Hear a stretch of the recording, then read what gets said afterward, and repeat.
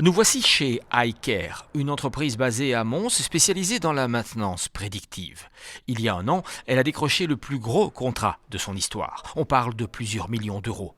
Elle emploie aujourd'hui plus de 350 travailleurs répartis dans de nombreux pays. Aujourd'hui, nous réalisons plus de 50% de notre chiffre d'affaires belge en Flandre, ça c'est déjà une partie, et ensuite nous réalisons au total à peu près 40% du chiffre d'affaires total de la société en dehors de Belgique, donc à exportation, on est présent dans plus de 10 pays différents. iCare, c'est un peu le reflet par les chiffres de la belle évolution socio-économique du Hainaut. C'est un petit coin de ciel bleu qui augure d'un climat plus serein. Les statistiques ont parlé. On constate surtout une augmentation dans le secteur tertiaire et des services.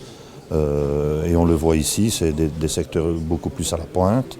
Et le bureau du plan le dit lui-même, la création d'emplois, les entreprises exportatrices occupent 30% de l'emploi au niveau national.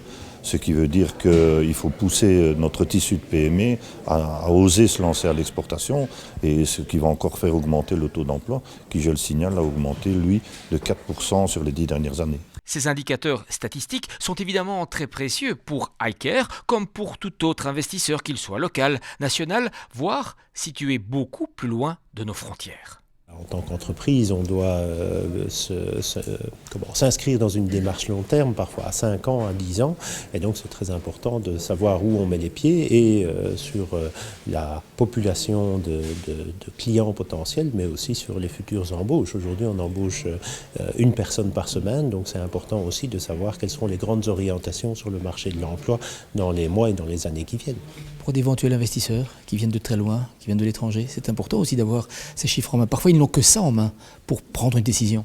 Oui, ils ne connaissent pas la Belgique, encore moins les différentes régions et leurs spécificités.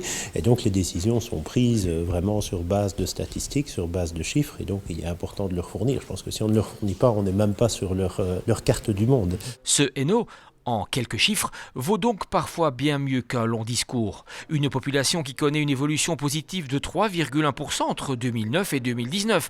Un revenu moyen qui a augmenté de plus de 26% en 10 ans. Un taux d'emploi qui est annoncé en augmentation de 4,1% sur la période 2007-2017. C'est une croissance plus forte qu'à l'échelle de la Wallonie ou du pays. Et les chiffres ne mentent pas, comme on dit.